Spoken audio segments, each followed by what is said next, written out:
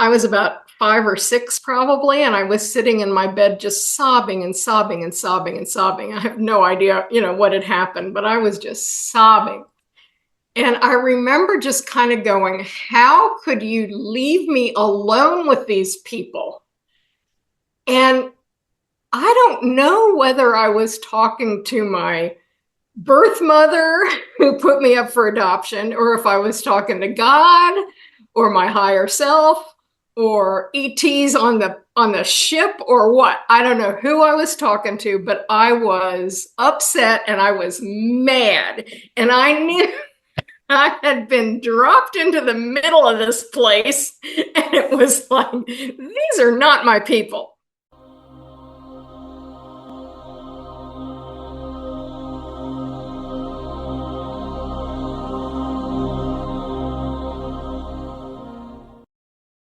Hi, Ellen. Thank you so much for joining me. Sure, thanks for inviting me. Yeah, excited to hear your story. Oh, well, I am happy to share it and happy to share things that I learned from it and whatever you want me to talk about. Awesome. But and from what I've studied of astrology, based on seeing in my NDE where humanity is going to something much better, and wondering how in the world we're going to get there, and I started studying astrology around 2012, and it's been fascinating to see. It really is very clear that we're being pushed in that direction. The only thing that's making it hard is our own resistance. Yeah. So, Yeah. we're exactly where we're supposed to be. The old is supposed to like crumble and fall away because the old did not serve us. Yeah. Yeah. We should be saying bye-bye. Exactly. I actually watched a lecture that was given about the Mayan calendar, and we were assuming it was 2012, but it wasn't.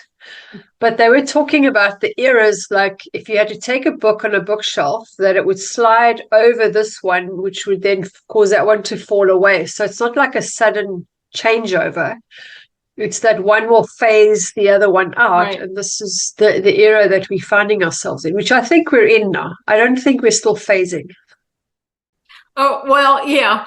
And I guess my take of the Mayan calendar was that it opened a portal. And that we've been in that portal, but it doesn't happen overnight. I mean, everybody thought, oh, December 22nd, 2012, woohoo! It's like humans don't change that fast, for one thing.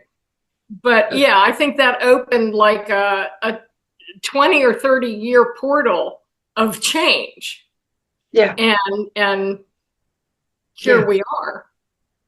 Well, it's so exciting, all these things that have happened, because I would never 10 years ago have thought that people would be discussing this kind of thing so openly and to such an extent. So, yeah, I think it's phenomenal. Anyway, let's get back to you. So I would like to know what happened, because I know something happened. So if you could just bring us back to what happened in the past that brought you to where you are here today. Okay. Well, I think I was a little psychic child, but I didn't realize it because I would just know things. And the biggest thing I remember was being accused of eavesdropping all the time. And I didn't understand that because I didn't. But I would know things that apparently were talked about behind closed doors. And I would really have no real way to know it unless I had been listening in. But and I had different understandings of things that happened from the other people around me. Now, I was adopted as an infant, so I was kind of like plopped down into a family of people who were not like me. And I guess I always thought that was horrible, but I have come to realize that was a big gift in a lot of ways, because I guess I didn't feel compelled to be exactly like them. So when I was 12, my adoptive mother died, and she was in the hospital dying of cancer. And my brother and I were home with my grandmother while my father was at the hospital. And I had gone to sleep. And I woke up, and my mother was standing at the bottom of my bed. And I was like, I thought you were in the hospital. And she basically said, I have to go now, and I just want you to know that everything will be all right, and I'll still be with you. I'll be around, and I love you very much, but I just have to go now. And I was like, oh, okay, because I was half asleep, but she was as solid as you are, and in terms of seeing her. And I got up and walked into the living room, and I told my grandmother that, oh, mommy just died. Grandmother burst into tears. It was like, no, honey, she's really sick, but she's still okay. And that's when the phone rang, and my father was calling from the hospital to say that my mother had died. So that kind of, I had always been a little dubious of some of the things we were learning in Sunday school. Things that I thought were just metaphorical or good stories to explain a point, other people were taking quite literally, and that didn't sit right with me. So this incident really firmly placed my feet on the path of the seeker, because it's like, there's a lot more going on here than we've been taught, and I'm going to find out what it is. Yeah.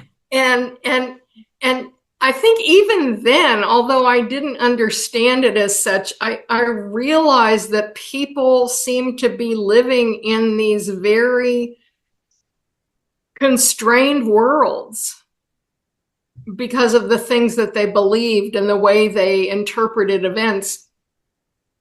And I knew there was more. I always felt there was more. One of my earliest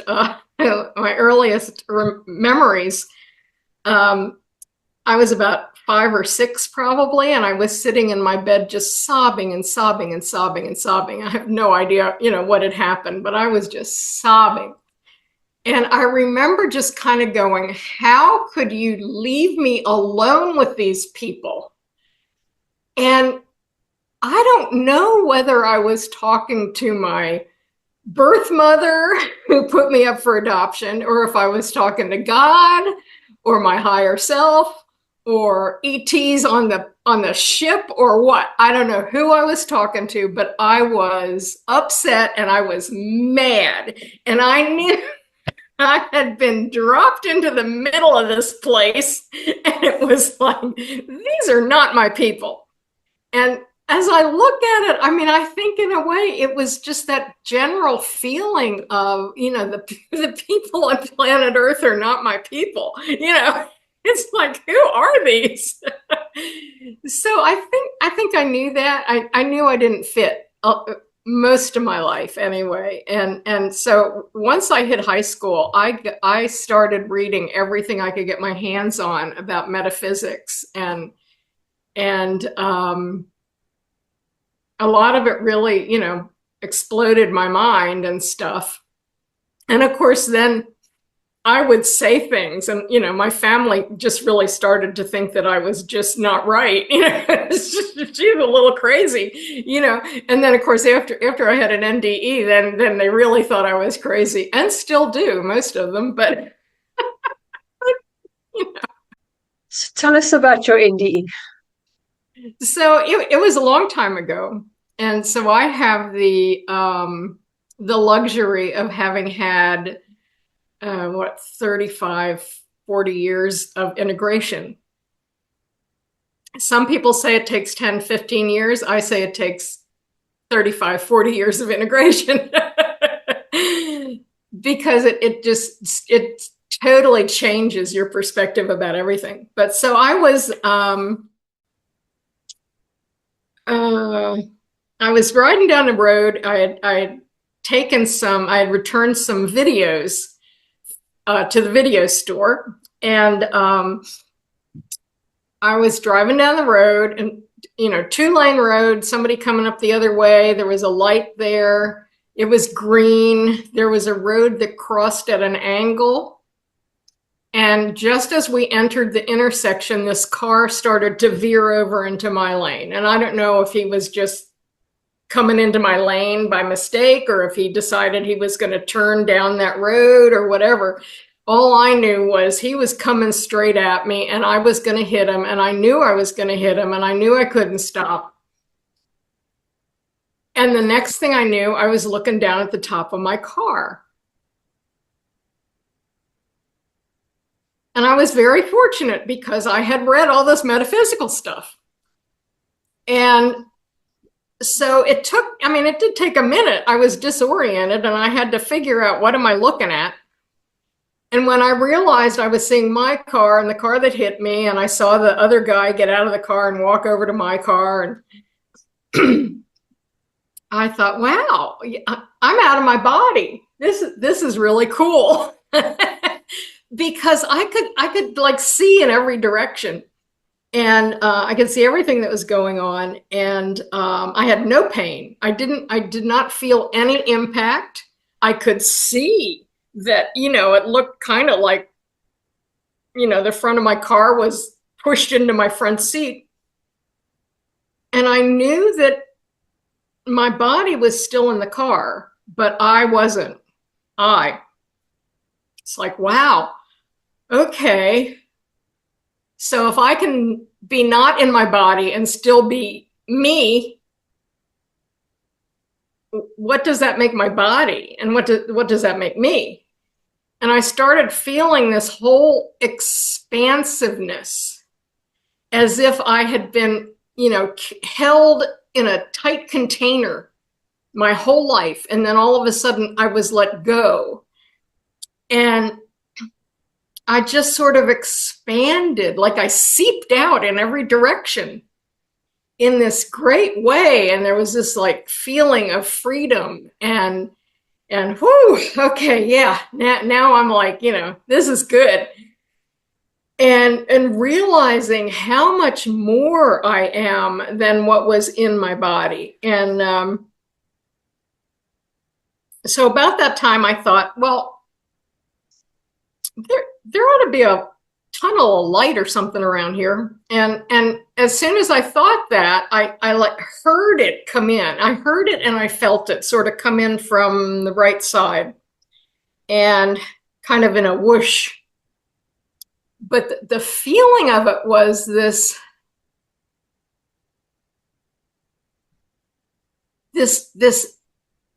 love, this joy,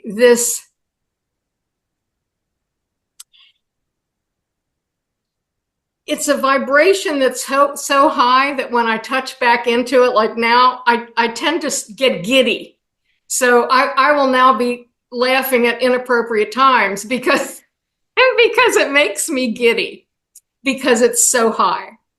So I started to feel this. It's like an excitement. It's like an exhilaration. It's like, it's love. It's bliss. It's joy. And it had the refreshing feel of like on a really hot day when you're at the beach and you jump into the water, and it's just so refreshing and cooling, and and that you were out there sweating before, and now it's like you're new again, and that was kind of the feeling that as I went into this tunnel, and it pulled me. It had a magnetic pull to it. And I didn't want to, oppose it, mind you, but I didn't have to do anything to move through this tunnel. And the feeling got stronger and stronger and stronger. And so I got to the end of the tunnel, and it was this whiteness. And I could see in every direction, but there wasn't a whole lot of visual to see. And but I was just basking in this feeling, again, of like using the ocean, that, you know, when the ocean comes up on the sand and it kind of leaves some water in little pockets in the sand and then retreats. I felt like I had been the water in one of those little pockets, you know, my whole life, just stranded in this hostile environment.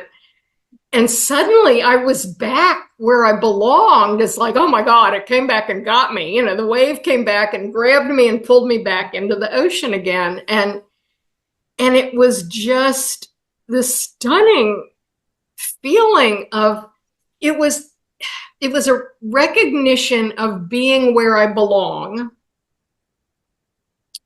being back to being part of what I'm made of, and validation that, no, Ellyn, you never belonged in that place where you were. You know, that, no, that was alien territory. You know, you thought it was, and you were right. And because this is where you belong. This is where we all belong. And noticing just the difference. It's like, how did we go from here to that? And so I kind of, you know, just basked and reveled in that for a while, and just felt this amazing, the love and the bliss and the acceptance. I felt like everything about me was accepted and fine and wonderful. You know, after having grown up in a world that tells you basically that everything about you is wrong, you know, and you need to conform, and you need to look this way, and you need to act that way, and gee, I wish you wouldn't laugh that way, it's not ladylike, and you know, all the things that are wrong with you. And here's this environment where it's like everything about you is just so absolutely wonderful. And I'm like, yeah, I could stay here forever.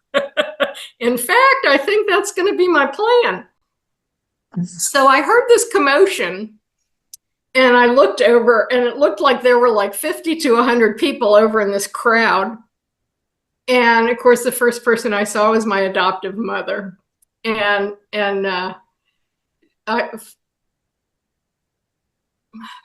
yeah, four sets of two sets of grandparents. They were all gone. Yes, they were all gone. Yes. So they were there, and a couple of aunts and uncles, and a whole bunch of other people that I, you know, I vaguely recognized, but I was focused on like immediate, you know, the immediate family first. And they were like, oh my God, you know, we're so happy to see you. And it, you know, it reminded me of the prodigal son story. It's like I came home and they had a party. They were all just so excited to see me. I had been gone on this journey. I had gone far away, and now I was back, and they just, it wasn't that they were just happy. I mean, they were thrilled. They were just excited beyond belief that I was there, and telling me how wonderful I was. And they had watched me, and they thought, you know, I did such a good job. And in my head, I'm going, okay, I'm 35 years old. I haven't gotten married. I haven't had kids. I haven't gotten to the kind of job I really want. I haven't accomplished anything in life.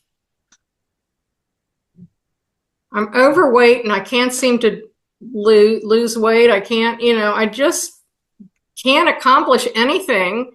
So how could you be proud of me? And, you know, all this self-judgment, you know, that kind of I learned from everybody around me. And they were like, oh, you don't get it. You know, it's just like, we know, we were there. Being on earth is really hard. And especially for, you know, a sensitive soul. And you didn't have it easy, but you got up every single day and you tried. And even when things were going bad for you, you were kind to other people. And I'm thinking, oh no, I was a sarcastic bitch, pardon my language. But it's like, oh no, I felt so bad about myself that I used sarcasm to just cut people down to the quick because that made me feel, better about myself and showed how witty and sophisticated and sharp and, whatever and cool I was. And, I would just stand there with a drink in one hand and a cigarette in the other hand and just make pithy comments about people. And it's like, no, and I don't think I was that kind when I look back at it. And they said, but you tried to be kind, and you tried to be compassionate. You tried not to judge other people really. And those things that you did were defense mechanisms and basically cries for help. And I'm like, gee, I thought I was being cool. But so it was really, it was weird because they're telling me all this.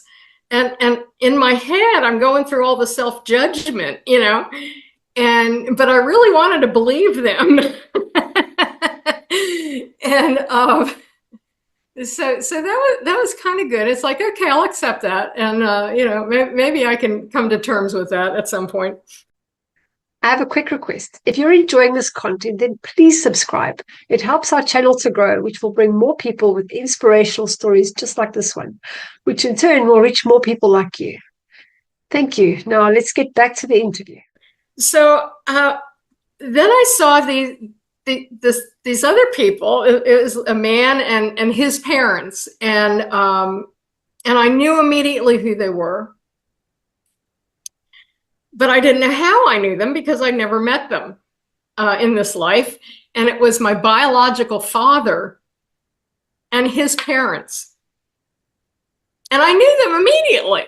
And it was like, oh my God, why didn't I get to meet you when I was alive? This is crazy. How can you be here? How can I know you? And then I realized that like my adoptive mother and grandparents knew him and his parents, and they were like all old friends. And I thought, well, this is kind of weird because I don't think my parents knew anything about, the birth family. And they were just sort of laughing and looking at me with this really pointed way, like, okay, she's going to get it in a minute. It's just, hold on, she's going to get it. And it was like, oh my God, you guys planned all this, didn't you? But not on Earth. And they said, no, we planned it here and you planned it here. And we agreed to participate. And I'm like, okay, yeah, I read about how we create our lives and we have this blueprint and this plan for our lives, but it never kind of made complete sense to me because, of course, why would anybody create a blueprint that would provide any struggling or pain or disharmony at all? Why would anybody do that? It's like, we're not masochists. And they said, well, your conscious mind would never do that, but your soul wanted to learn things and experience things. So, your soul decides that it wants to experience. And I'm like, I'll take it up with my soul in a minute. We're going to have words. So that kind of blew my mind because I had read the Seth material and all of that stuff that, you create your own reality. And I would be like, I can't possibly be creating this. This is terrible. Why would I do it?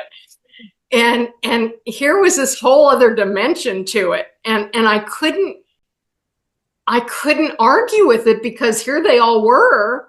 And it was like, they've known each other for infinity, what kind of like, why wasn't I clued in on this game, And so about that time, I also started realizing that this environment of white was kind of getting to me because we're used to depth and contours and colors and movement. And I thought, I really wished it kind of looked like a place.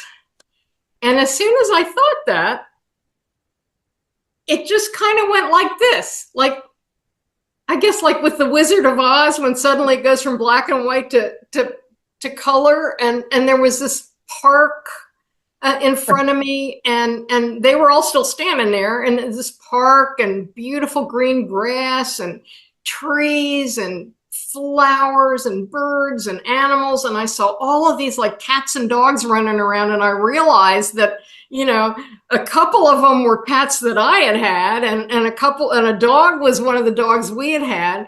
And I'm like, oh my God, they're all here, you know. So they came over and, went up, rubbed up against me and purred and, got pets and rolling the grass and everything. And then they saw a squirrel, and off they went. And so it's like, oh my God, they're young, they're like kitteny, and they're running around, they're having a ball. That was great. And the colors were colors that we don't have here, because it's like colors that we have on steroids. And everything was just vibrantly alive. I mean, I felt like if I laid down on the grass, I could have a long conversation, and the grass would be able to tell me things. So I realized that I finished greeting everybody, and I realized that I felt like I was supposed to talk to somebody else. So I all of a sudden, there's this like pathway down through these trees. And so I said, oh, I'll see y'all later, and started walking down this path, and stopped to talk to some of the flowers and the trees, and it greeted me like they knew me. And I crossed over a little stream and came through the woods a little bit and out into this clearing where there was kind of a slope. And at the top of the slope was this kind of a gazebo type building.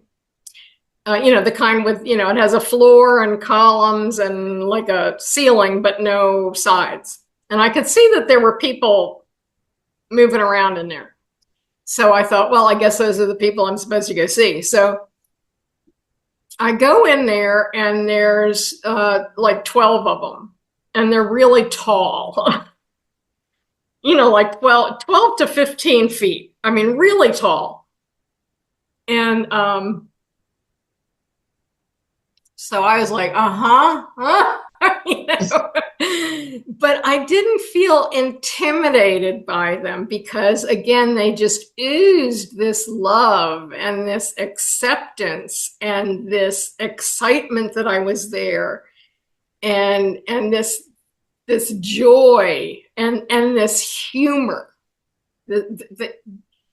They just were humorous, and just standing next to them, you just wanted to laugh over nothing.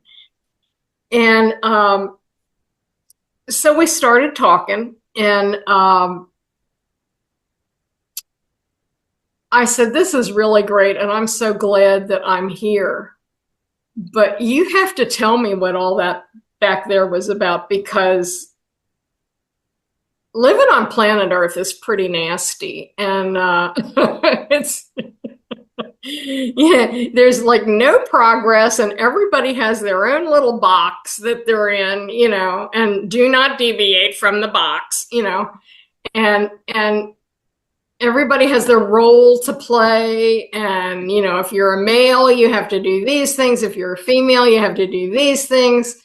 And it's like, to tell you the truth, I'm not sure I ever wanted kids, because my childhood was not all that happy, and I got criticized a lot, fairly harshly. And I got a stepmother when I was 15 who didn't particularly care for me. And it's like, I don't know that I want to put a child through that. I don't know that I'm grown up enough to raise a child in the right way. So I never really wanted kids. And, of course, people were like, how can you not want to have kids? And it's like, as if every single woman wants that. It's like, it's not cookie cutter, really, when you look at it. We're all different. And so I said, I just don't understand. And they said, okay, well, let's start with how it all began. So they show me these pictures of, like, the dawn of time and the progress of humanity and all of this other stuff. And I'm seeing these pictures from the Middle Ages, and I'm like, yeah, well, I guess we have come a long way, but it took us long enough. And then I start realizing that I'm in the picture in different time periods, in different roles, in different genders. And, starting about there was Lemuria, then there was Atlantis, then there was Egypt, then like the Holy Land, all of those different places. There I was. It's like, God, this is like, where's Waldo? It's like I'm everywhere. It's like, I must really love this awful place because somehow I keep going back. And they, it's like, and they did it with humor, and it was sort of like, so are you starting to see the picture now? And I'm like, well, yeah, I'm starting to see that in that life I didn't learn anything about X, Y, or Z, and in this life I really flubbed it up, and it's probably lucky I died young. And this one, I was so different that they stoned me to death. And over here, it was like, wow, why would I keep going back to that place? And people are just mean. And and they said, well, for a couple of reasons. It's like your soul wanted to experience everything there is to experience. Period. Everything. Good, bad, ugly, everything. And I said, yeah, looks like I've done that pretty much. And and they said, and also you as a soul also have always had an interest in helping humanity grow and helping humanity raise its vibration so that it can get out of the muck and into the golden age that you're supposed to be having. That you've tried, humanity has tried several times and come really close, but then something goes wrong and you blew it, And it's like, yeah, but couldn't I just like give up on those people now? It's like, I haven't been effective so far, so why should, I don't want to go back. So they showed me where we were going. And the golden age and what it's going to be like and how it's going to be wonderful. And it's what it's what we all yearn for. I mean, on one hand, we yearn for home, where I was at that moment, but we also yearn for life on earth to be a better reflection of that. And yet somehow we can't manage to do it. And I said, well, I think I've tried, quite a number of times from the look of it, And, I was poor. I was wealthy beyond my wildest dreams. I was the scullery maid that used to have to be on her hands and knees in the middle of winter, like scrubbing the front steps, I did all of that stuff. I was wealthy and used my money for not such great things. I was wealthy and I used my money for good things to help people. I was an activist and a protester. I think I worked with the suffragettes. I did all this stuff. I know I was in the resistance in World War II, and it's like, well, I've done a lot. I was a Knight Templar several times. I really enjoyed that. But it's like, it feels to me like I've done everything, and I feel fulfilled, but and I'm not going back. It's like, I'm here now and I'm not going back, and you can't make me. And they had downloaded all of this information, and part of it was, download is really the wrong word, but it's the only thing I can come up with.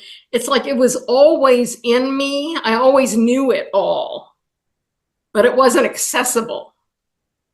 And so they'd show me stuff and tell me stuff, and I go, oh yeah, I remember that. And I said, I just as soon be here and watch how how humanity grows in the future. And they said, that's fine. You don't have to go back, because you've kind of done what you wanted to do. And I did forget about the one thing. It's like, well, I said, why would I have created such a difficult life for myself, being the essential abandonment? And people will argue it was not an abandonment, but to the child, it was an abandonment of the birth mother, given away to strangers. My adoptive mother dies. I get a stepmother who pretty much rejects me, but tolerates me. And a father who seemed to think I was from another planet that was just wrong. And just rejection and abandonment and rejection and abandonment and lack of validation my whole life, over and over and over and over again. And I said, why? You have to tell me, why would I have done that to myself? And they said, well, because this time you wanted to master self-love, and you had tried in life after life after life. And they said, granted, it's not an easy one, but you wanted to do things in this life that you would not be able to do unless you accomplished that, unless you mastered it. And I'm like, why wouldn't I just put myself in a family where they told me, I could accomplish anything I wanted, that I was wonderful and smart and I could do all these things. And they said, because then you'd spend your life looking for that from outside yourself. But when you're not getting it from anybody in your life, the only way you're going to get it is if you find it inside. And if you think back, you will be able to identify the moment that the spark of self-love really ignited in you. And suddenly it was like this moment when I was like 16 and my father was like berating me for something and telling me I was this, that, and the other thing. And in my head, I was going, that's just not true. I am a good person. I'm generous. I'm kind. I try to be kind. I'm a good person. I'm not all those things that you're accusing me of. And they said at that moment, to be able, at that age, the parents are like God. And, it's like, here's God telling me I'm all this horrible stuff. And I'm saying, no, God, you're wrong. It's like, that was the moment. And they said, you've been fanning the flames of that, to get it really like burning in your heart, for the whole time after that. And so that was what you wanted to master in this life. And you have done it, and you do not have to go back. And I'm like, okay, good. So I'm not going back, and you can't make me. And then they said, and this is all like in my head, we're not talking through our mouths or anything. They said, let us show you what you can accomplish if you do go back. And then I woke up in the emergency room and I started to swear. Because I was like, no.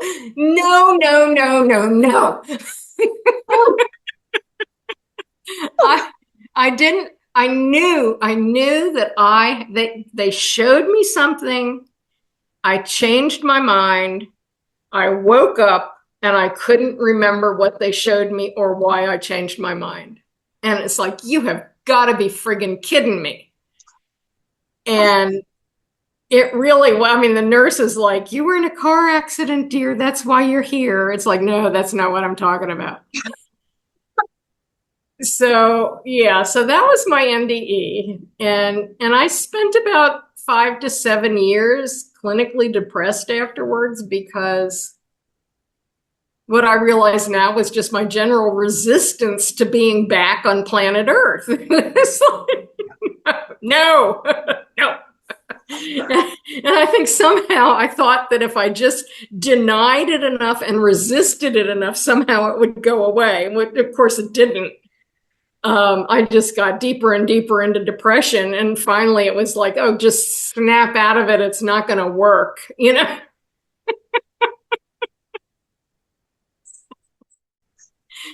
But so then I had to go through this whole, well, and I started doing it before that, but this whole integration process of, now I have all this new information that's concrete, not just from books.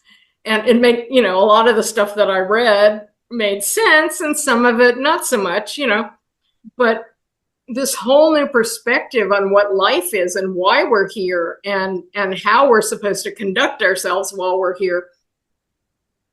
And, recognizing that all these different parts of my life do not fit with that. The sarcasm, for example, it's like, oh my God, that's like the most hostile act, short of actually like stabbing somebody. That's just hostile, and it's mean, and it's hurtful. And I didn't realize that because I was so busy trying to protect myself from being hurt. And that's horrible. But it was like a 35-year-old habit. I grew up with people who were sarcastic. When I was growing up, that's what the comedians did. It was all sarcasm. It was all humor at somebody else's expense.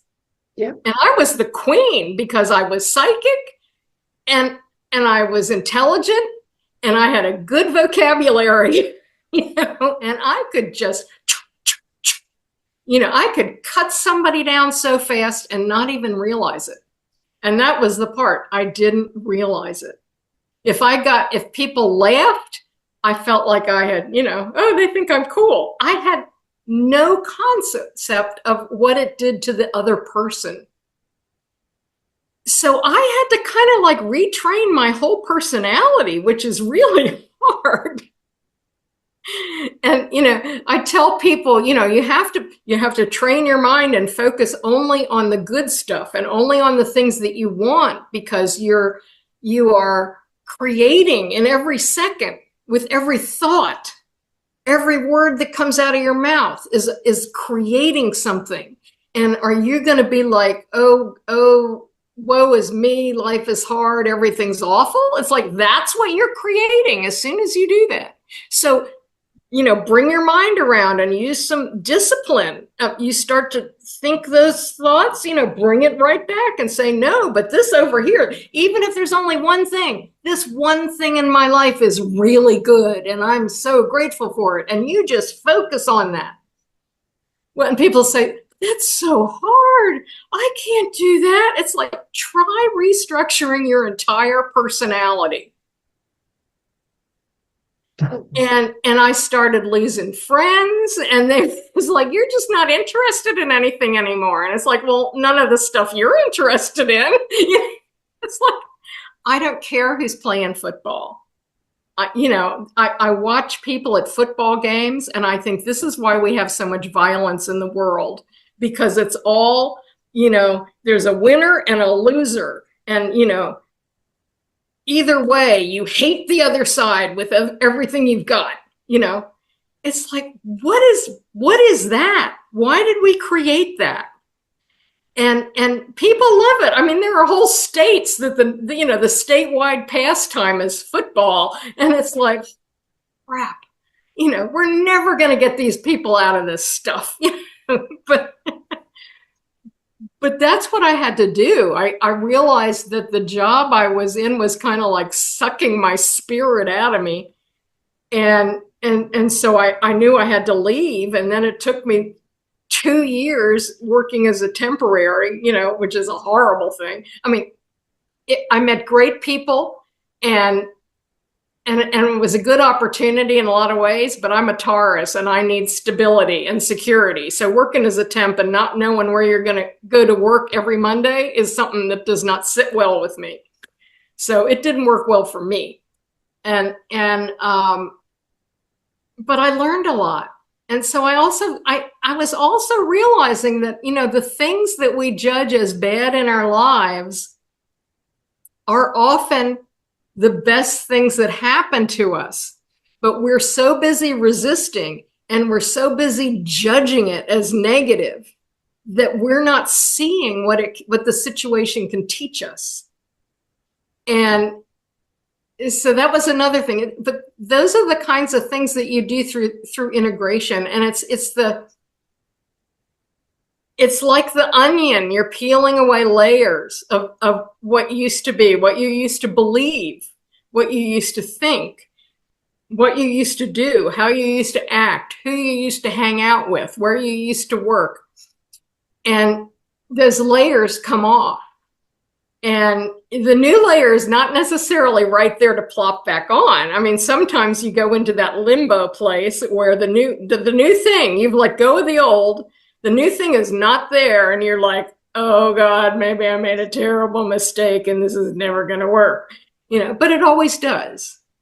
And so I learned a lot about that. I learned a lot about, life stages. You don't have to have an NDE to go through a lot of these things. When someone graduates from high school and goes to college, that's like a whole new world, whole new thing. You don't know who you are on the first day of college. You're like, oh, and that's the way I felt. It's like I'm in this whole new world and I have to feel my way through. And, people who have children who grow up and leave the house and they become empty nesters, it's like, well, who am I now? And I have come to believe that the best question any person can ask at any given moment is, who am I now? Because we change, or we're supposed to be changing. And now, that I can just keep yakking because I have the gift of gab. So if you have any questions, I have a few questions. I'll pause for breath so that you can get a word in. Well, I was going to say that you are very good at articulating what happened, because I can see myself there almost. And so thank you for that, because I think a lot of questions that people have on their mind is, how can people on the other side actually see you? I mean, how can they, like they'll tell you, yeah, we've been watching you, but how do they watch you? And if you're able to see everywhere, they're just here. We can't see them because they're at a higher vibration. Yeah, but they can see us because we're at a lower vibration. Yeah. So, hi. Somebody said they watch us when we go to the bathroom. I said, yeah, but they're not really interested. They don't care. Yeah, that's the question, because wherever you go, there you are, and there they are. Exactly. So I find it comforting. Nothing is a secret. Yeah. Okay. So did you find out why you were adopted specifically, or was that part of that life review, or part of that to find the self-love? That was it. Because that was like the initial abandonment and the being different and not fitting in and setting up that whole scenario. And I think for other reasons, I also wanted to experience what that was like. It's never a punishment, because we just want to experience something, because there you don't feel pain. Yeah. There it's just, oh, that might be interesting. And I often say it's kind of like going to summer camp, that, you go, you think, oh, this will be fun. And you sign up for, basket weaving and archery and canoeing and all of this other stuff, and then you get to camp, and the other kids don't like you, and the counselors are mean, and they don't pick you for the team, and you get thrown out of the canoe, and you get bit by a snake, and you get all this stuff. Well, you didn't say I'm going to go to camp and have all this crap happen to me. You go, I'm going to go to camp and I'm going to learn all this stuff, and I'm going to have a great time with all these other people. It's like, yeah, not so much. Well, I've noticed that like we only grow through painful experiences. For whatever reason, humanity has to suffer before we realize this is painful, I need to change. And around the year 2000, I suddenly came up with these two questions for growth and for people changing. And I don't know whether I came up with it or my guides gave it to me or what, but how bad does it have to get? And how long will it take? And I've been testing that theory, for 24 years, and it's pretty true. You're right. It's like, is it bad enough for you to change yet? No. We want some more suffering. Okay. It's like, real, how bad does it have to get? It's like, don't tell me, because I don't want to know, because you have tolerances for suffering that I do not.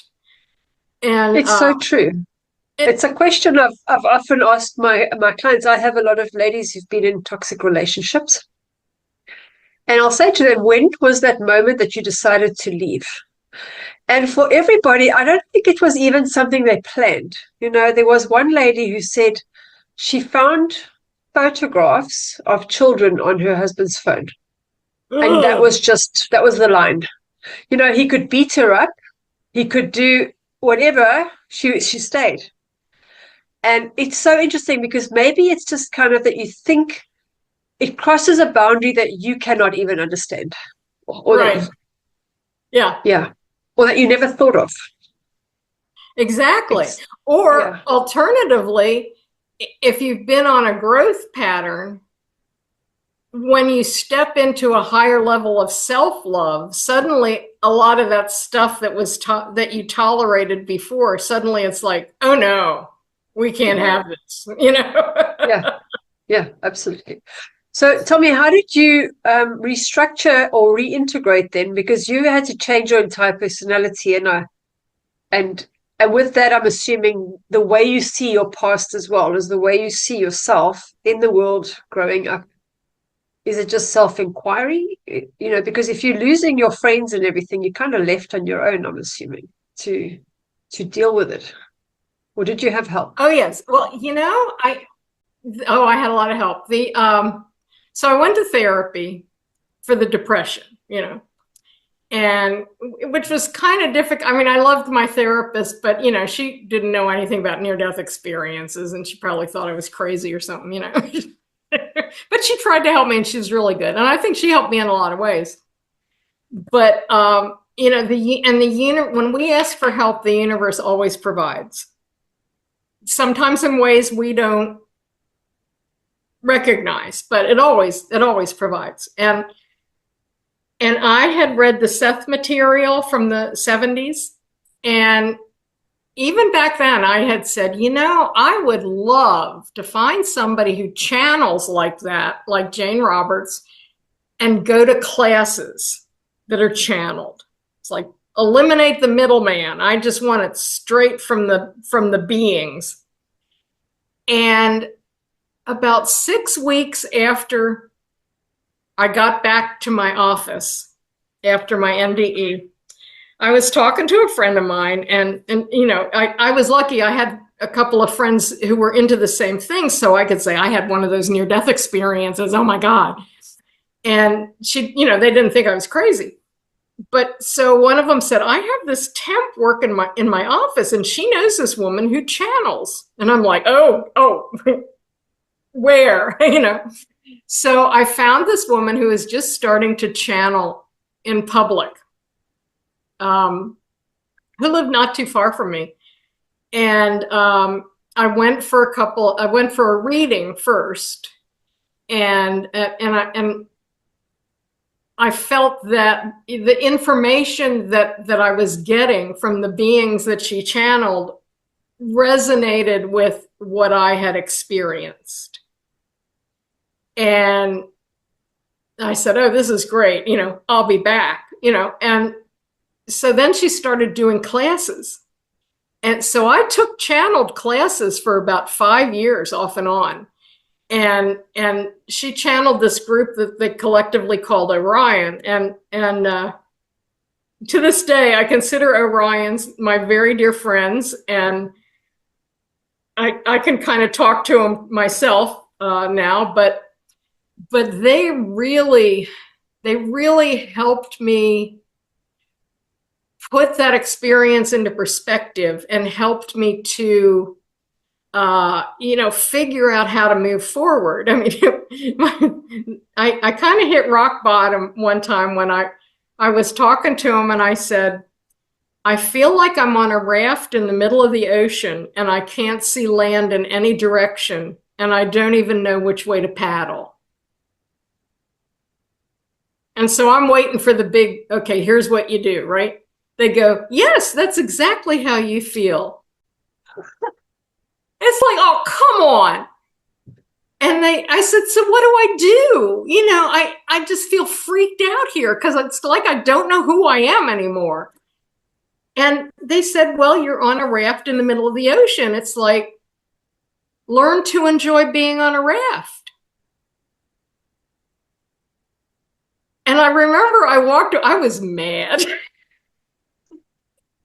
And I would bitch him out and everything. I would swear, and all the other people in the class would sort of like, oh, you can't talk to them like that, but they didn't care. And but when I thought about it, it's like, that's it. It's like, let go of the resistance of being on, you're busy defining your experience in a negative way. It's like, let go of that and just say, oh, I'm on a raft in the ocean. Isn't this nice? Isn't it nice to just float? But they also said, what you're going to do is you need to find out who you are now, because in the past you were always who everyone else wanted you to be. And you're going to do that as if you're building a mosaic, and you're just going to like try different things. You try this, I don't like it, throw it away. You try this, oh, I like it. You put that on your mosaic. Try something else. And as you keep going through this, if something happens to you, how do I really feel about that? As you get more in touch with who you are inside, you'll be putting these pieces in this mosaic, and before long, at the beginning it'll feel like it takes forever, but before long, really, you'll look down and you'll see the picture of who you are. Yeah. And I, when I coach people, I use that example and say, I know exactly how that feels, in my own version of it. Yeah. This is what I was told, so I'm going to pass it along to you, and I'm going to tell you how it worked out for me. Yeah. Yeah, that makes sense. I had a similar experience where I also went to see a guy who channeled, and he actually drew a picture of my guide while he was talking to me. Oh, nice. And you know what he said? He said, you're in the void. And I said, yes, I'm in the void. And he said, that's how you find yourself, is you go into the void. But it wasn't helpful at the time. I'll be honest. I didn't feel very happy with the outcome. But on another note, you said you're a healer, right? You've been that through lifetimes. Is that part of your soul task, do you think, or who you are as a soul, or is it something that you've just chosen to have as a role in this earth plane? I think teacher healer is kind of my essence. Yeah. With like a sidelight on writer and scribe. those kind of, being a teacher and a healer through writing and scribing or whatever, those Yeah. seem to be things that I have carried through in one way or another, based on that review of all my past lives. It seemed like I did some form of those things, in every life. Yeah. Yeah. So have you met any of your other soul group on this earth, or in this lifetime that you recognize? Oh yeah. Well, and I think, we travel in packs, or, even the people, I always say the people who gave me the hardest time in this life were probably my best friends on the other side, because who else are you going to trust to do the mean things? Because you asked them to, who's going to love you enough, just, like Judas and Jesus. Who was Jesus going to ask? You have to betray me. I really need you to betray me. Now, who are you going to trust to do that? Your best friend. It's the only one. So I don't always recognize it in the moment when they're being mean to me, mind you. But in retrospect, it's like, yeah, I probably asked them to do that. Um, but I think we do travel in these groups of people. I have a dear friend that we became good friends in like 1968. And to this day, we're best friends. And, I mean, to me, she's like my soulmate in a way. I mean, your soulmate doesn't necessarily mean, oh, that's the man I'm going to marry and we'll live happily ever after. It's, it's someone from your soul group who is so close to you, and I can just see it in my head that, they were sending out the call. It's like, who wants to go down to earth right now and be there for the big shift? And we're like, we will. And we were like, I'll go if you'll go. And it's like, okay, let's do it, and I know we planned it, that we would, find each other and go through this journey together. And, she's married and has kids and, her own life and everything. It's not like that kind of a partnership, but we're best friends and we're always there for each other.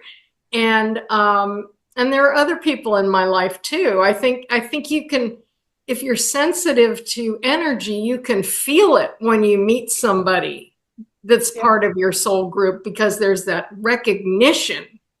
Now, unfortunately, at first I used to feel like that meant this is the one, Well, it always turned out that it was not the one. Thank you very much. It was the one who was going to like teach me a hard lesson, So I know that if I have that feeling with somebody I first meet, it's like, okay, just stand back. Let's take this slowly and not jump into what we think this is supposed to be, because that just might be a member of your soul family who said, yeah, you asked me to do this, honey. Smack. You know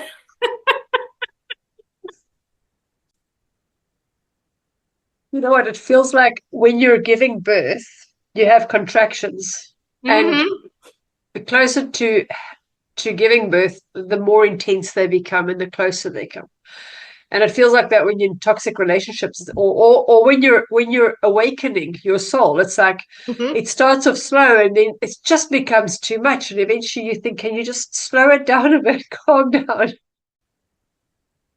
Yeah, because you're kind of birthing yourself in an awakening Yeah, in a yeah, way. But humans really can learn to grow and learn other than through suffering if they decide.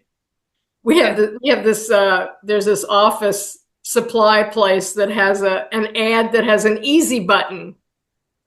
And it just says easy on it, and you can hit the button. And I'm like, I'm getting one of those. And now it's like, I'm hitting the easy button.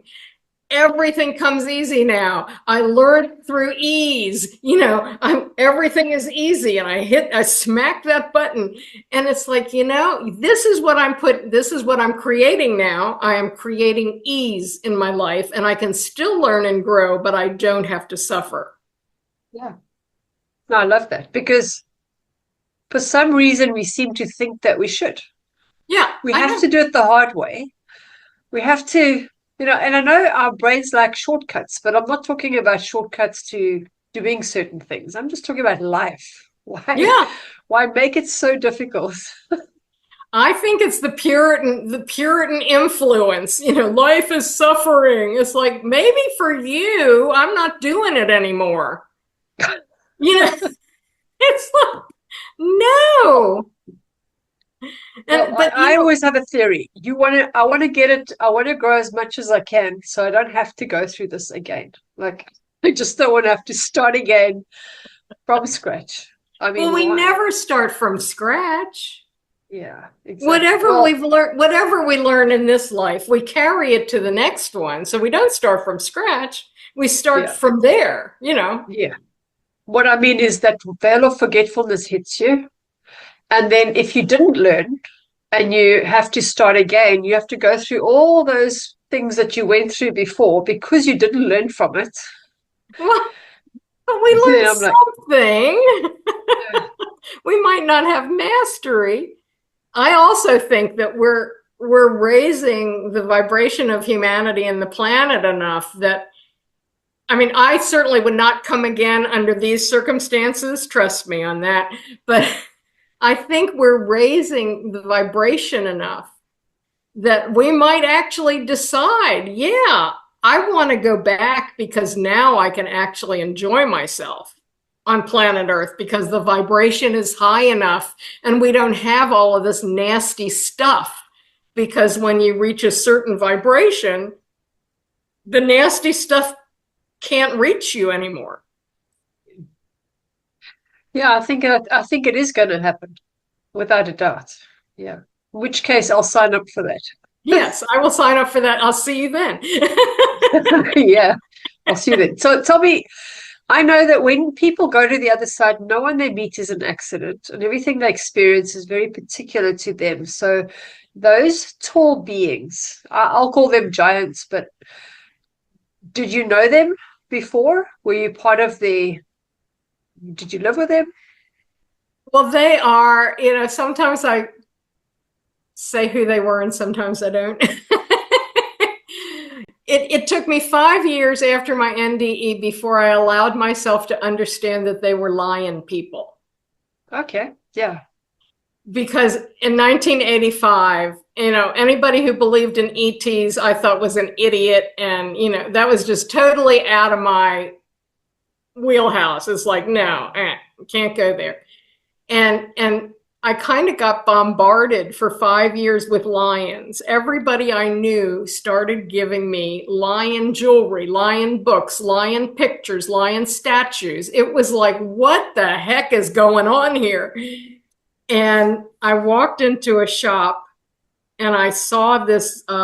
It was a card there were cards based on the zodiac signs, and this was for Leo, and it was a lion person, and it's the head of a lion with hands. And I saw that, and my knees buckled, and I went right down on the floor, and I went, oh my God, that's who they were. Wow. And I was like instantly back in that gazebo, and it was like somebody pulled white sheets off these people, and they're like, whoa, they're all lion people. Well, but I even knew at the time in the NDE that they were old friends and old counselors, and they were my council of 12. They helped me to set up this lifetime, to design it. And the most fascinating thing they said to me was, you are more kin to us than you are to those people that you saw. I'm like, okay, I can deal with that later. That took another couple of years to wrap my head around the idea that, oh, I might actually be a lion person, but I'm masquerading as a human being. Why would I do that? But for all intents and purposes now, in this life, I am a human being, Yeah. but I come from there. Yeah. Well, So, that's amazing. Yeah. yeah, and it's been wonderful because they're ever present with me. And as I have become more able to let go of control and ego and mind, I've been able to work more closely with them. So even when I'm giving a presentation or doing a podcast or working with a client or something, they feed me some lines or they'll say, "Oh, talk about this." And I'll like, I never talk about that. But then I talk about it and the person says, "Oh my God, I can't believe you brought that up." And it's like in my head, I would never know to talk about X, Y, or Z. But, I get this little, hey, say this. It's like, all right, and I say it, and then I find out why I needed to say it. So and when I do writing, it's half automatic writing. It's a collaboration, but it's them and me. I just have to do the manual labor. So it's So, great. I'm never alone, and they laugh at me a lot, and I tell them to go away, stuff like that. We have a good relationship. well, if you're more kin to them, then you'd understand them and they'd be able to joke with you. Yes, yes. Did you always have such a wicked sense of humor, or did that come after? I think I always had it. I directed it into sarcasm before, and for a while there, there were many years where I felt like I had completely lost my sense of humor because I wasn't sarcastic anymore. Uh-huh. And I guess finally I've allowed myself to let my humor out again, feeling that I won't do harm, Yeah. Yeah. because to Yeah. And me, I've noticed, yeah. oh, go ahead. I've noticed culturally how humor differs in different cultures. Oh, And I yes. know specifically American humor tends to be that sarcasm aimed at somebody else's expense. Yes. And I find that hard to understand and sympathize with because for me that's harsh.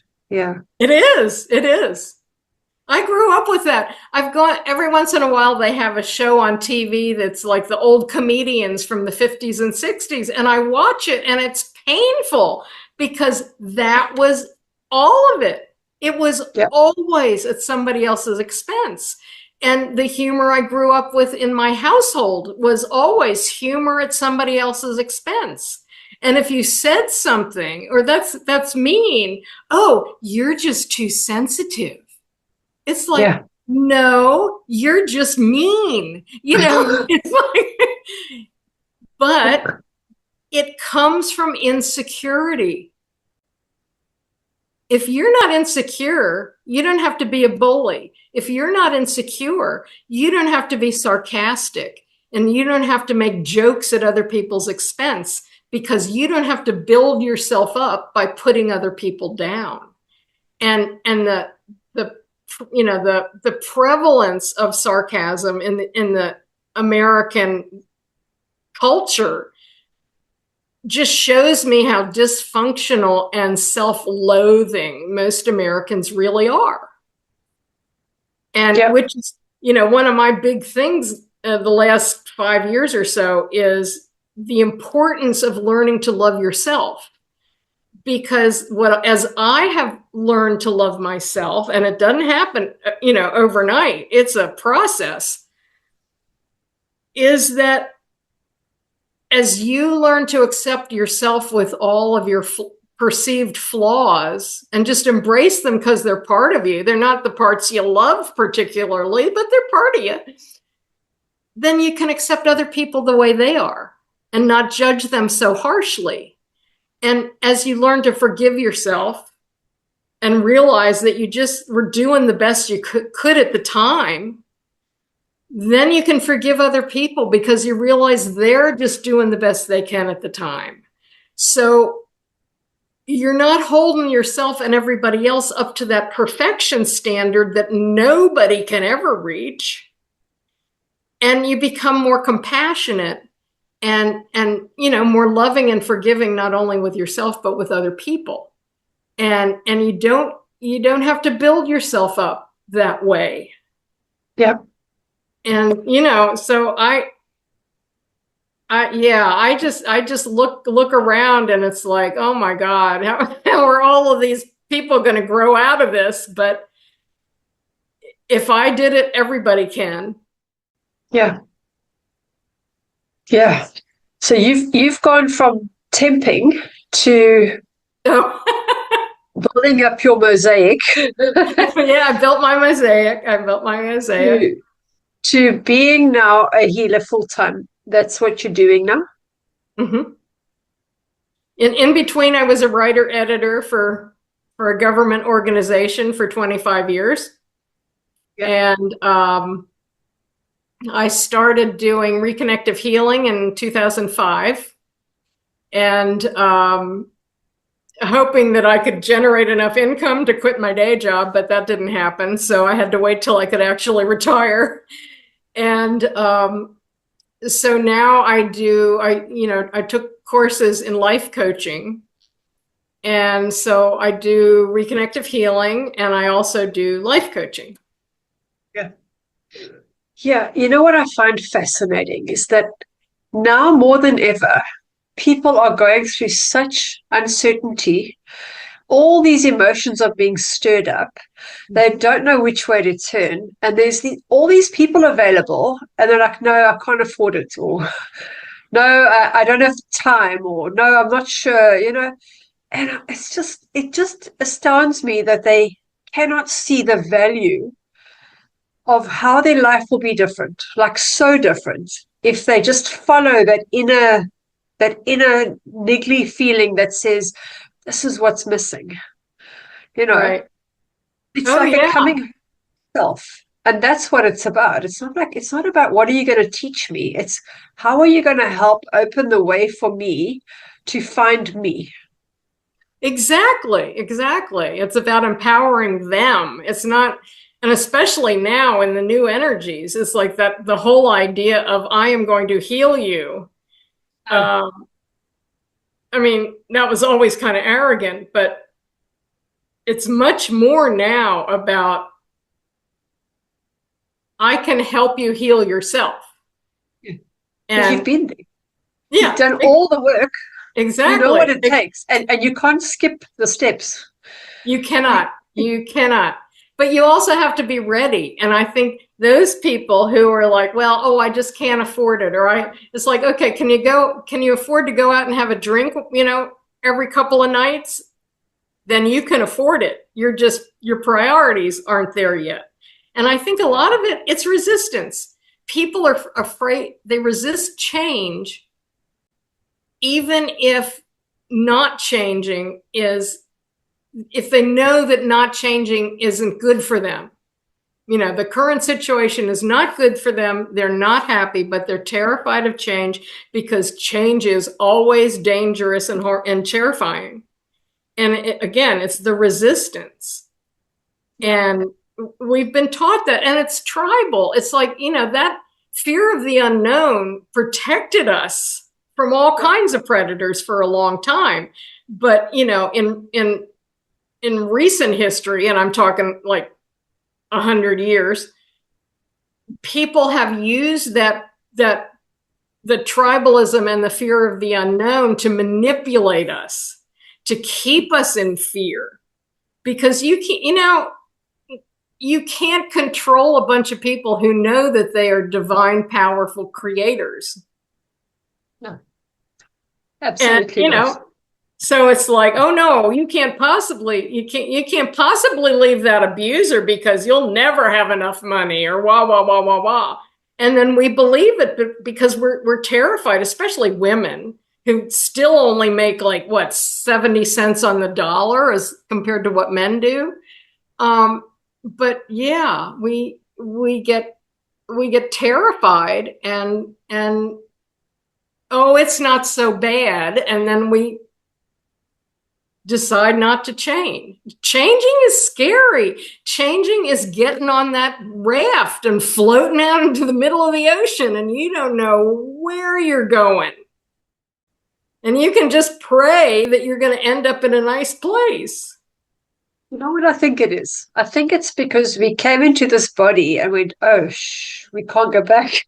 I'm not doing that again. Last time I threw myself into something, look where I found myself. There's that. Yeah. So where can people get hold of you? Oh, I have a website that's Lion Magic, LionMagic.com. And I have, that makes sense. If people are interested in my NDE, I always post a link to all of my podcasts. So I have a whole bunch now. And you can find out, I post all the stuff that I write. I just finished submitting an article of predictions for the Sedona Journal of Emergence that's going to be published in the November issue, predictions for 2025. And so I post all of those past articles are there, and I do a newsletter for free. It kind of comes out when the Lion people tell me it's time to write a newsletter. So it's periodically. It's about 4 times a year, so you're not getting a zillion emails from me. And they're pretty long, so it's kind of a commitment to read. But I do like an overview of pretty much why does everything seem so horrible out there, and how are we going to get through this? And, why is this happening? And I think it just to know that, there's a reason for all of this stuff. And if we can just go, try to go with the energies instead of fighting them, things will be better. So I have that. It's just free to sign up on my website. And then you can find out information about my coaching and my reconnective healing. And I have a book that I wrote. It's called The Search for the Crystal Key. And it's a fantasy novel, but it has most of the stuff that I learned about how life works put into this fantasy novel, because in 1985, people weren't writing books about, I had an NDE and this is what happened. So that was my way of documenting what I learned, was in this fantasy novel. That sounds awesome. Well, I'll get hold of that book in the meantime. Can you share one of your predictions for 2025? Well, 2025, I mean, I predicted that 2024 was going to be like a roller coaster ride, and many shocking and sudden unexpected events. And I was right. So 2025,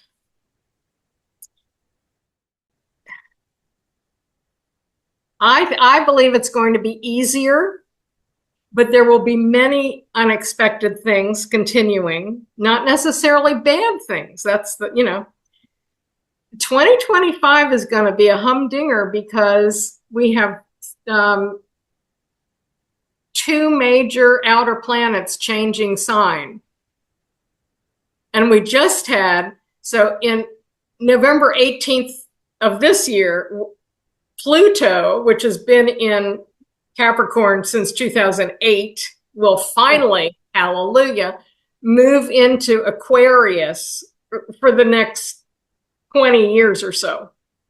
So that will have just completely finalized its move into Aquarius when we start 2025. In March, we have Neptune finally moving out of Pisces into Aries. Now, Neptune brings idealism and spirituality, which is one of the reasons we've had this big influx of people being interested in these kinds of things. But it also throws a fog over everybody. So it's hard to discern what's true. We've had lots of misinformation and disinformation, yep. Cult-like behavior. That's all Neptune and Pisces. It's like, okay, I will be glad when you get out of there. So it'll be moving into Aries, and Aries is a much more direct. Aries will cut through the fog. And then in July, we have Uranus moving out of Taurus into Gemini. Now, the interesting thing, so the outer planets affect us on deep unconscious levels. So it's not like it's going to move into a sign and you're going to go, oh my God, everything's different. It's not going to happen that way. It comes organically from inside the people. And they have many, many good parts of all of these shifts. But it's interesting to note that there was a major war that went on with each of these new placements. The Civil War in the United States started the day after Neptune moved into Aries in 1861. Wow. When Pluto was in Capricorn the first time, we had the American Revolution. Then when it moved into Aquarius, they had the French Revolution. When Uranus moved into Gemini, I think that was sort of the middle of World War II. So there is, and in a couple of those, well, Pluto in Aquarius and then Uranus itself going into Gemini, that's that Uranian unexpected out of the blue things that you never saw coming. Biden stepping down from being a candidate, that is so Uranus. It's like, what the heck? It's like, where did that come from? You never thought that would come. That's Aquarius energy, and that's Uranus energy, because Aquarius is ruled by Uranus. So with that energy being so strong in 2025, there will continue to be unexpected things. It doesn't, and there will probably be some contention, because there is that kind of, I call it a whiff. There's a whiff of war underneath of war energy. But it doesn't have to erupt in war. It can just be, people are going to be contentious because they're dealing with all of these new energies and they don't know what to do with them. They don't know what they mean. So it will have its difficulties, but I think the trajectory since the end of June, really, you could feel a wave of fresh energy move in this past June, and it's going to keep going in that trajectory. So I believe, what I foresee is that things are now on a corrective course. The changes that need to be made won't happen overnight, and there might be some arguments over, what are we going to change and how are we going to change it? But we will be heading probably pretty swiftly in the direction we all want to move in. So overall, 2025 will be a very good year. Well, that is good news. with some caveats,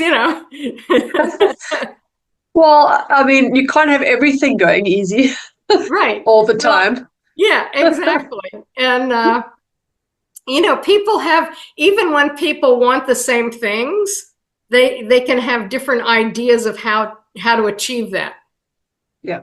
And so, yeah, there will be some arguments, but I do believe that it's kind of like, I likened it to the Titanic has turned, and we're not going to hit the iceberg this time.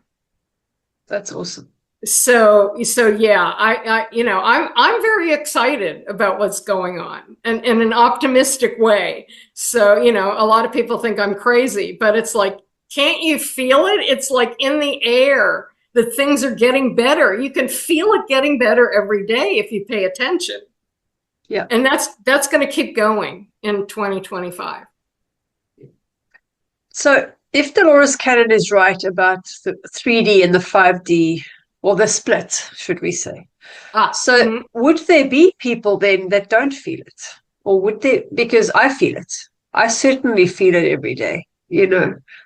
But maybe there are people that are living in a different reality, and that is a different dimension. Is it possible? I, you know, I Is she the one? Is she talked about a split of two worlds? Yeah. I don't really see it that way. I mean, not that literally, but Yeah, like a dimensional, vibrational shift. I see it more as a yes, vibrational shift, yes, that we'll be and living on the same planet, but we won't even be seeing each other's, because we just won't be living in that space. I don't know how to explain that, but yeah. well, it's like, those on the quote unquote other side are really right here, but Yeah. they're moving at a higher vibration, and we can't see them. Yeah. They can see us, but we can't see Yeah. them.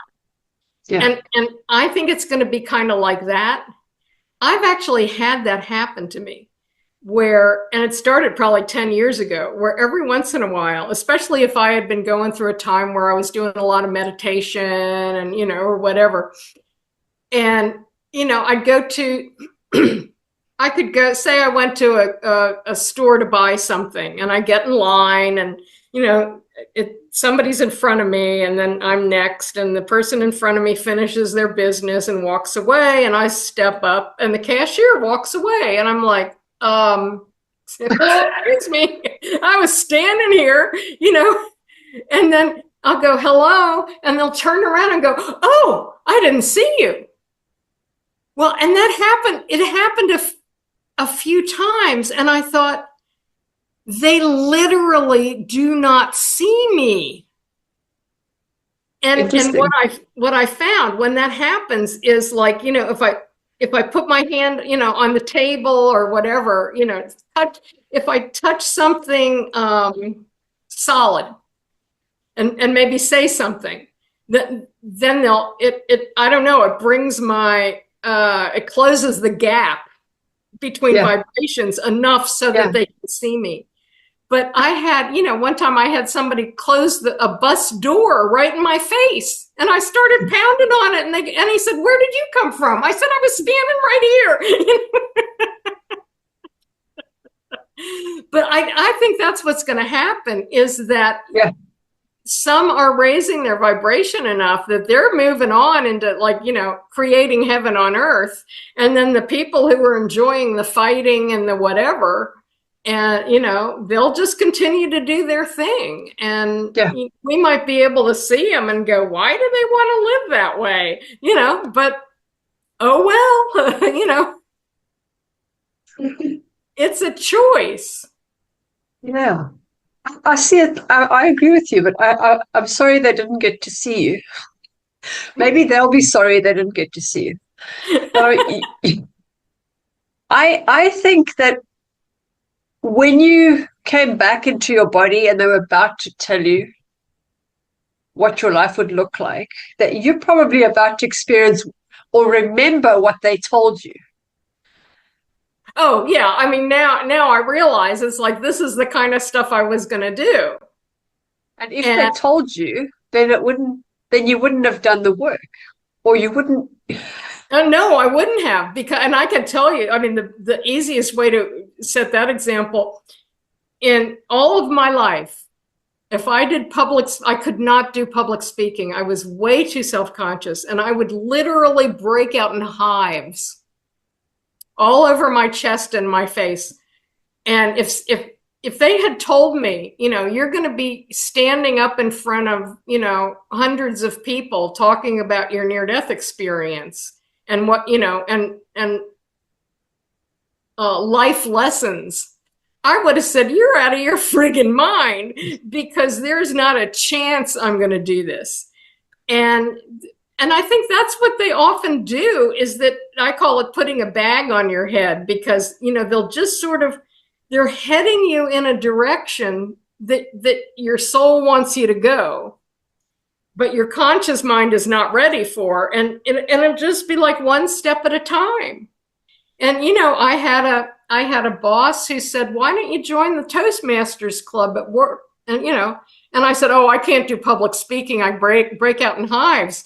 And she said, well, they're all really nice people.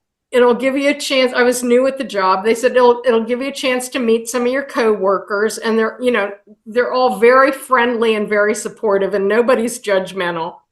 And it's just fun. And I thought, well, okay, I'll give it a try. And I had to do an icebreaker speech to introduce myself. And I started talking. And all of a sudden it was like, I kind of feel like I was born to do this. This is really weird. I'm not breaking out in hives. I feel very comfortable.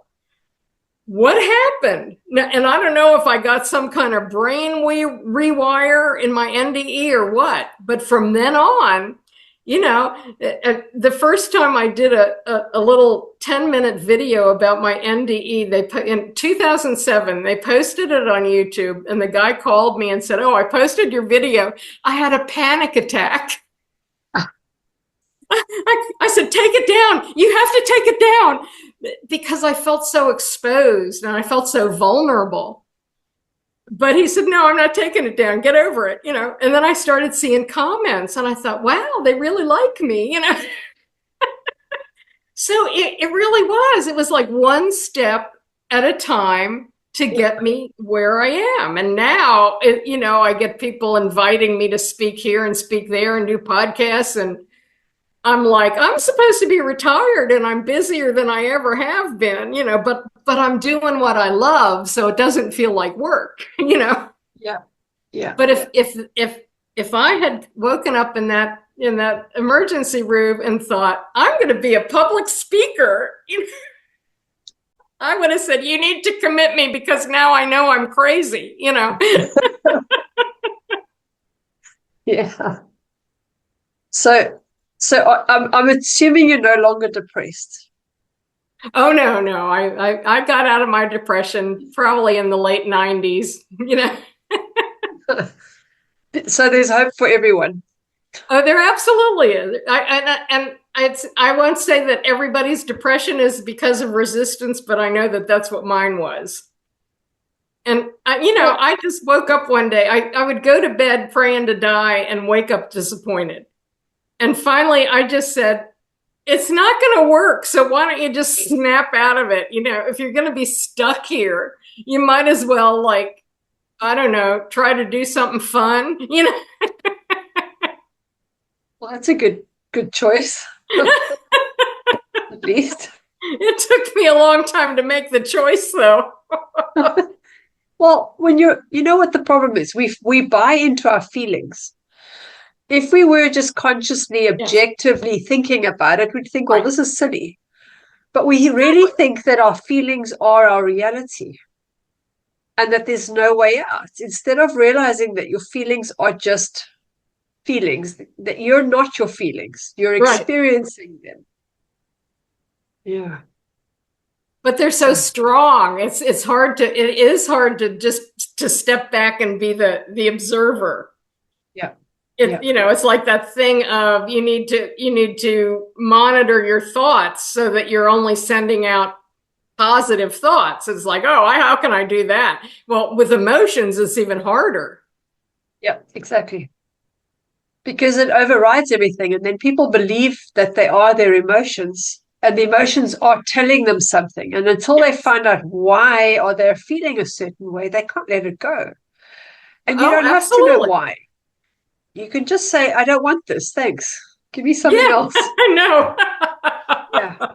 Amazing. Well, humans like to make everything so complicated. So isn't that part of the game? Well, probably, yeah. We like to entertain ourselves. So maybe we decided as humans to create an Earth and said, you know what, let's make it more interesting. Let's up Oh yeah. the Oh yeah. game plan a bit. Let's throw some Absolutely. emotions in. Absolutely. We'll throw in a subconscious mind. Yeah. Yeah. Yeah. Oh, amazing. And it was great meeting you. It was great talking to you. Before we go, do you have a message for our audience? Well, I guess I have two. I have Okay. two messages. Just simmer down and breathe. Because no matter how crazy it is out there, let the world take care of itself because it will. And just worry about your own life. I mean, unless you're like an ambassador to Ukraine or something, then worry about that.